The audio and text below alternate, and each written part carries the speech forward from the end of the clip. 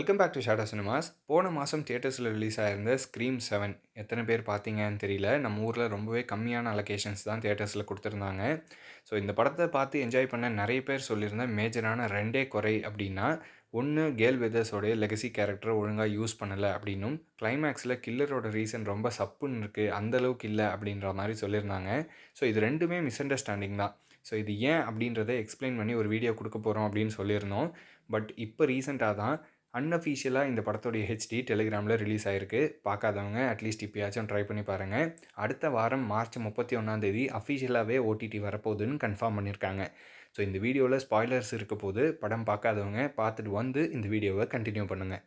இந்த ஸ்க்ரீம் 7ல் ஏகப்பட்ட ப்ராப்ளம்ஸ் இருந்தது அப்படிங்கிறத போன வீடியோலேயே கொஞ்சம் ப்ரீஃபாக சொல்லியிருந்தோம். ஸோ அது எல்லாத்தையும் ஓவர் கம் பண்ணி ஒரு சக்ஸஸ்ஃபுல்லான சீக்வலாக இதை மாற்றுறதுக்காக ஸ்க்ரீன் பிளேயில் அவ்வளோ உழைச்சிருக்காங்க.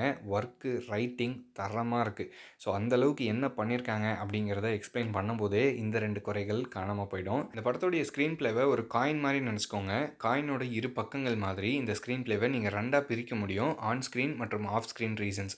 ஸோ இதை அழகாக மெயின்டைன் பண்ணி பேலன்ஸ் பண்ணி சூப்பராக எழுதியிருப்பாங்க. உதாரணத்துக்கு இந்த கேல் வெதர்ஸ் ப்ராப்ளமே நம்ம எடுத்துக்கலாம்.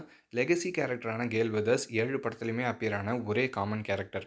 ஸோ இவங்கள கிளைமேக்ஸ் ஃபைட்டில் இன்க்ளூட் பண்ணாமல் வேஸ்ட் பண்ணிட்டாங்க அப்படிங்கிறது தான் நிறைய பேரோட குறையாக இருந்துச்சு. இந்த ரீசன் என்ன அப்படிங்கிறத 2ஆக பிரிச்சுக்க முடியும். ஆஃப் ஸ்க்ரீன் ரீசன் படி சிட்னியை விட கேல் வெதர்ஸ் அதிகமான கோஸ்ட் ஃபேஸ் அட்டாக் சர்வைவராக மாறக்கூடாது அப்படிங்கிறதுக்காக தான் செட்பேக் பண்ணிட்டாங்க. ஏன்னா பார்ட் 6ல் சிட்னி அப்பியர் ஆகாமல் அவங்களோட கவுண்ட் வெறும் 5ல் தான் இருக்குது. இந்த படத்தில் கேல் ஃபைட்டில் இன்க்ளூட் ஆயிருந்தா 7வது முறை சர்வை பண்ண விக்டிமாக மாறிடுவாங்க. ஸோ மெயின் கேரக்டர் சிட்னியை விட கேலுக்கு அதிகமான பாயிண்ட்ஸ் இருந்தால் அது சிட்னியோட கேரக்டர் டிமினிஷ் பண்ணும் அப்படிங்கிறதுனால தான் இந்த வாட்டி ஃபைட்டில் இன்க்ளூட் பண்ணலை. சரி, அப்படியுமே இவங்க ஒரு லெகசி கேரக்டர் அப்படிங்கிறதுனால படத்தில் சும்மா ஒப்புக்கு சப்பானாக வைக்க முடியாதுன்றதுக்காக இவங்க கேரக்டர் வெயிட்டேஜை மெயின்டைன் பண்ணணுன்றதுக்காகவே இது வரைக்கும் 6 படங்களில் பண்ணாத ஒரு விஷயத்த ரூல்ஸை பெண்ட் பண்ணி ஃபஸ்ட் ஹாஃப்லேயே கோஸ்ட் ஃபேஸ் யாருன்னு ரிவீல் பண்ணியிருப்பாங்க. இவங்களோட என்ட்ரி சீனே அவ்வளோ மாஸாக இருந்துச்சு. சுத்தமாக எதிர்பார்க்காத ஒன்று. இதை விட அவங்க கேரக்டருக்கு என்ன ஜஸ்டிஃபிகேஷன் பண்ண முடியும்னு எனக்கு தெரியல. இதை ஒரு பெரிய குறையாக எப்படி சொல்கிறாங்கன்னு சுத்தமாக புரியல. கேல் வெதர்ஸோட கேரக்டர் கிளைமேக்ஸில் இன்க்ளூட் பண்ணாததுக்கு இன்னொரு ரீசனும் சொல்லலாம். லைக் 6 படங்களாக குத்து வாங்குறாங்க, பொழைச்சிக்கிறாங்க. இப்பயும் வரப்போகிறாங்க, குத்து வாங்குவாங்க, எப்படியும் பொழைச்சிருவாங்க அப்படின்ற மாதிரி கிளீஷேவாக ஆடியன்ஸ் சலிப்பு தட்டக்கூடாதுன்றதுக்காகவும் அவங்கள வரவிடாமல் பண்ணிட்டாங்கன்னு கூட சொல்லலாம். இப்போ ஆன் ஸ்க்ரீன் ரீசன் படி சிட்னியும் கேலும் உட்காந்து காஃபி குடிக்கும்போது அவங்களுக்கு நர்வ் டேமேஜ் இருக்கிறத பற்றி சொல்லியிருப்பாங்க. பார்ட் 6ல் சோலோவாக ஃபைட் பண்ணது தான் இதுக்கு ரீசன்னும் மென்ஷன் பண்ணியிருப்பாங்க. ஸோ இதில் கில்ட்டியாக ஃபீல் பண்ண சிட்னி இதுக்கு நம்மளும் ஒரு ரீசன் அப்படிங்கிறத உணர்ந்து நம்ம பொண்ணோட பிரச்சனைக்கு மறுபடியும் கேலை தொல்லை பண்ணக்கூடாதுன்னு சொல்லி தான் இன்டர்வியூ முடித்தோடனே சோலோவாகவே கிளம்பியிருப்பாங்க. கிளைமேக்ஸில் கேல் வெதர்ஸ் வந்து தேங்க்ஸ் ஃபார் டிச்சிங் மீ, ஏன் என்னை விட்டுட்டு போனேன் அப்படின்னு கேட்கும்போது, நீ எனக்காக 5 முறை நின்று சண்டை போட்டிருக்க, ஆனால் நான் உனக்காக வரவே இல்லை, நான் நியூயார்க் வந்திருக்கணும், என்னை மன்னிச்சிடுன்ற மாதிரி ஃபார்முலா சாரி கேட்டிருப்பாங்க. ஸோ இப்போ இந்த சீனையுமே உங்களால் 2ஆக உடைக்க முடியும். ஆன் த ஸ்க்ரீன் அவங்க கேல் வெதர்ஸ் கிட்ட நியூயார்க் வந்து அவங்களுக்கு ஹெல்ப் பண்ணாததுனால கில்ட்டி கான்ஷியஸில் சாரி சொல்லியிருப்பாங்க. ஆஃப் ஸ்க்ரீன் ரீசன் படி நம்ம ஓஜி ஃபேன்ஸ் கிட்ட பார்ட் 6ல் நான் வராதது தப்பு தான், மன்னிச்சிடுங்க அப்படின்ற மாதிரி ஃபார்முலா ஒரு அப்பாலஜைஸ் பண்ணியிருப்பாங்க. ஓஜி ஃபேன்ஸ்க்கு ஸ்க்ரீம் 6ல் சிட்னி வராதது எவ்வளோ பெரிய குறையாக இருந்துச்சோ, இந்த சீன் பார்க்கும்போது அவ்வளோ ஹார்ட் மெல்ட்டிங்காக இருந்துச்சு. ஸோ இப்போவே உங்களுக்கு புரிஞ்சிருக்கும் அப்படின்னு நினைக்கிறேன். ஸ்க்ரீன் ப்ளே அவ்வளோ டைட்டாக பெஸ்ட்டாக இருந்துச்சு. இதை விட நான் எங்கேயுமே இந்த மாதிரி பார்த்ததே கிடையாது. ஒவ்வொரு சீனையுமே உங்களால் இந்த மாதிரி பிரேக் பண்ண முடியும். சின்ன சின்ன விஷயங்கள் அவ்வளோ டீட்டெயிலிங், எல்லா டயலாக்ஸுமே செம்ம ஸ்ட்ராங்காக இருந்துச்சு. இப்போ இதே மாதிரி இன்னொரு பிரச்சனையான கில்லர் ஆக்ட்டை பற்றியுமே ஈஸியாக கிளியர் பண்ணிட முடியும். லைக் இவங்க தான் killer, mastermind Ghostface அப்படின்னு பக்கத்து வீட்டுக்காரி ஜெசிகா தான் ரிவீல் பண்ணும்போது அவ்வளோ ஷாக்கிங்காக ஜா ட்ராப்பிங்காக இருந்துச்சு. ஏன்னா இவங்க மேலே சுத்தமாக டவுட்டே வரல.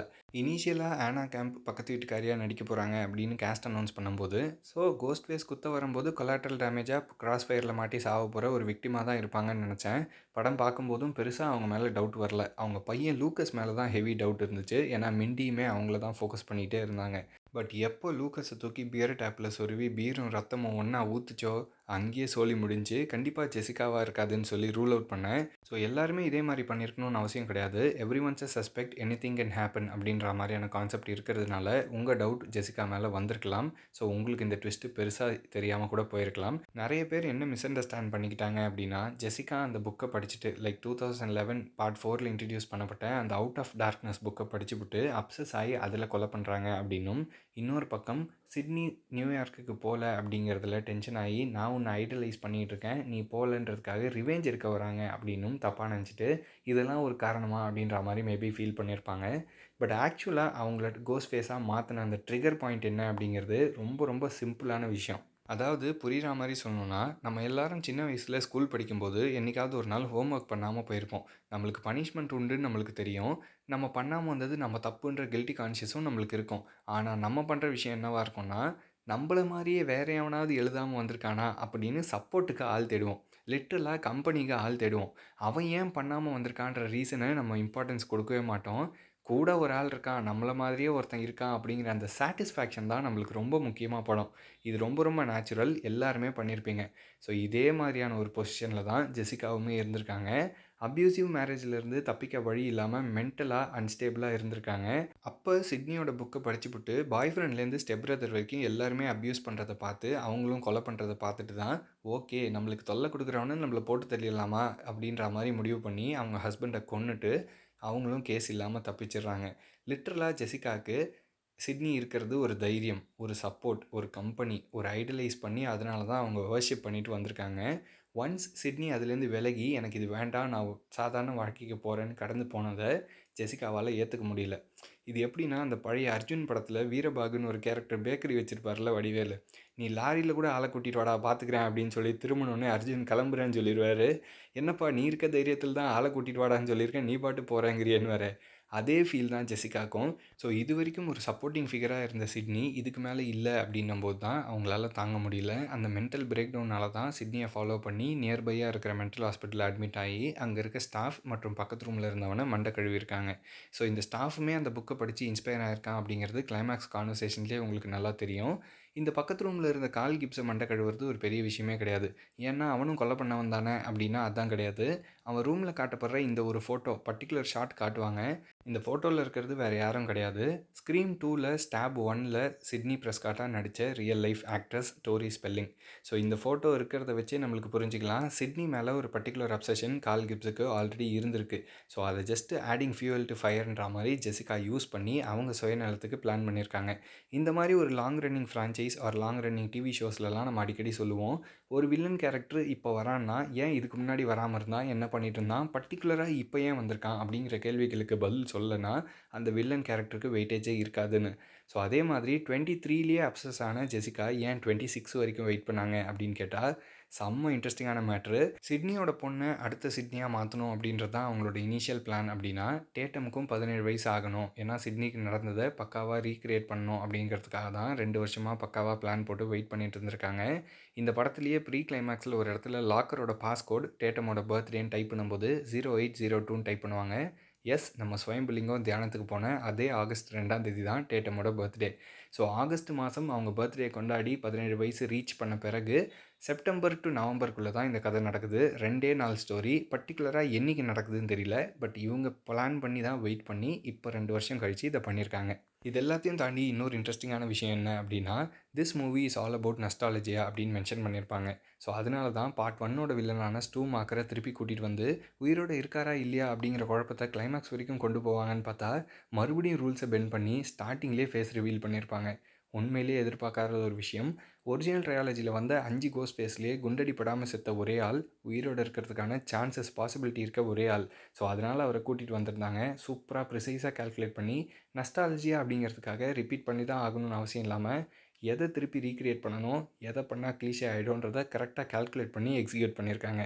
இந்த படத்தோடைய டைட்டில் ஃபாண்ட் பார்க்கும்போதே தெரியும், ஃபஸ்ட்டு பார்ட் 1 வந்துட்டு அதுக்கப்புறம் தான் அது 7ஆக மாறியிருக்கும். ஸோ இதனால் எல்லாமே பார்ட் 1லேருந்து தான் டெபிக் பண்ணுறாங்கன்ற மாதிரி நிறைய பேர் நம்பினாங்க. பட் அதான் கிடையாது. உண்மையிலேயே பார்ட் 4லேருந்து தான் அதிகமாக இந்த படத்தில் ரெஃபரன்ஸ் எடுக்கப்பட்டிருக்கு. ஏன்னா இந்த ஃப்ரான்ச்சைஸ்லேயே ரொம்ப ஸ்ட்ராங்கஸ்ட் மூவி பார்ட் 4 தான். இந்த ஸ்டாண்டலோனாக நிற்கிற படமும் அந்த படம் தான். ஸோ இந்த அவுட் ஆஃப் டார்க்னஸ் அப்படின்ற புக்கு பார்ட் 4ல் பெரிய இம்பார்ட்டன்ஸே இல்லாத ஒரு சின்ன பிட்டு, அதை மட்டும் அழகாக உருவி இங்கே ஒரு சேலையாகவே கோத்துருக்காங்க. இது எல்லாத்தையும் விட பார்ட் 4லேருந்து எவ்வளோ விஷயங்கள் எடுத்திருக்காங்கிறதெல்லாம் பேசினா பயங்கரமாக டைம் ஆகிடுமேன்னு பார்க்குறேன். இந்த படத்தில் நீங்கள் ஜெசிகாவோட மோட்டிவாக பார்த்த டயலாகை எக்ஸாக்டாக வேர்ட் பை வேர்ட் நீங்கள் ஆல்ரெடி பார்ட் 4லேயே பார்த்துட்டேன்னு சொன்னால் நம்புவீங்களா? பாருங்கள். Sydney, accept your situation. You're a victim for life. So embrace it. Use it. I know you care about your readers, all those little downtrodden fucks that just need a light at the end of their tunnel so they don't jump off a bridge. And a lucky break like this, I'm talking 100% increase in sales, minimum. That's maybe 1 million more people get your message, and you get a ton more checks. Win-win. You taught me that. It's in your book. You know about my abusive marriage, right?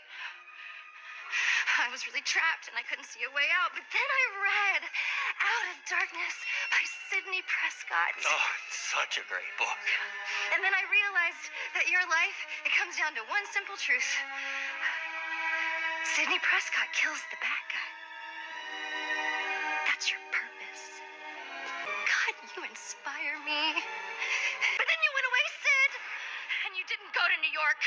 A ghost face attack doesn't count if you're not there. You disappeared. Why, Sydney? I wanted people to see there was life after trauma. No, but there isn't for you. Trauma is your life. Fallbrook, yes. It was the closest psychiatric center that I could find because I had to be near you. And that finally brings us to tonight. The cycle continues. No. You're kind of past your prime for a final girl. I'm creating Sydney 2.0. லிட்ரலாக part 4லேயே நீ காலத்துக்கும் victim, அந்த ட்ராமாவை விட்டு வெளியே வராமல் அதை use பண்ணு, உன் சுச்சுவேஷனை அக்செப்ட் பண்ணி நிறைய பணம் சம்பாதிக்கலான்னு ஐடியா கொடுக்குறாங்க அவங்க பப்ளிஷர். பட் அதை நான் பண்ண மாட்டேன், என் ஆடியன்ஸுக்கு நான் வந்து என்னோடய வாழ்க்கையை ஒரு மாரலாக ப்ரெசென்ட் பண்ணணும்னு நினைக்கிறேன் அப்படின்ற மாதிரி தான் அவங்க யோசிச்சிருக்காங்க. அதையே லைட்டாக ஆல்ட்ரு பண்ணி இங்கே ஜெசிகா அவங்க சுயநலத்துக்காக நீ காலத்துக்கும் ட்ராமடைஸ்ட் பண்ணி தான் இருக்கணும், ட்ராமாலேருந்து வெளியே வரக்கூடாது அப்படின்ற மாதிரி அவங்க செல்ஃபிஷ்னஸ்க்காக இங்கே சொல்கிற மாதிரி லைட்டாக ஆல்ட்ரு பண்ணியிருப்பாங்க. என்னால் நம்பவே முடியல. ஃபஸ்ட் டைம் தேட்டரில் பார்க்கும்போது எனக்கு ரியலைஸ் ஆகலை. வீட்டுக்கு வந்துட்டு லைட்டாக ஒரு சின்ன ரீகேப் பண்ணிவிட்டு 2வது வாட்டி தேட்டரில் பார்க்கும்போது தான் செம்மையாக ரியலைஸ் ஆச்சு. ஸோ பார்ட் 4ல் தான் கடைசியாக இந்த படத்தோட director Kevin Williamson screen play எழுதியிருக்காருன்றதுனால தப்பில்லை, ஸ்கேம்னுலாம் சொல்ல முடியாது. ஸோ அந்த ஸ்டாண்டலோன் படத்துக்கு இங்கே ஒரு லெகசி சீக்வல் கொடுத்து பக்காவாக சாட்டிஸ்ஃபை பண்ணியிருக்காங்க. ஸோ உங்களுக்கும் ஓவராலாக ஒரு ஐடியா கிடச்சி எல்லாமே புரிஞ்சிருக்கும் அப்படின்னு நினைக்கிறேன். இந்த வீடியோவில் நான் ஏதாவது தப்பாக பேசியிருந்தால் மன்னிச்சிருங்க. நான் ஏதாவது க்ளூஸ் மிஸ் பண்ணியிருந்தால் அதையும் கமெண்ட்டில் சொல்லிட்டு போங்க, எல்லோரும் தெரிஞ்சுக்கலாம். இன்னொரு சூப்பரான வீடியோவில் சந்திக்கலாம். தேங்க்யூ.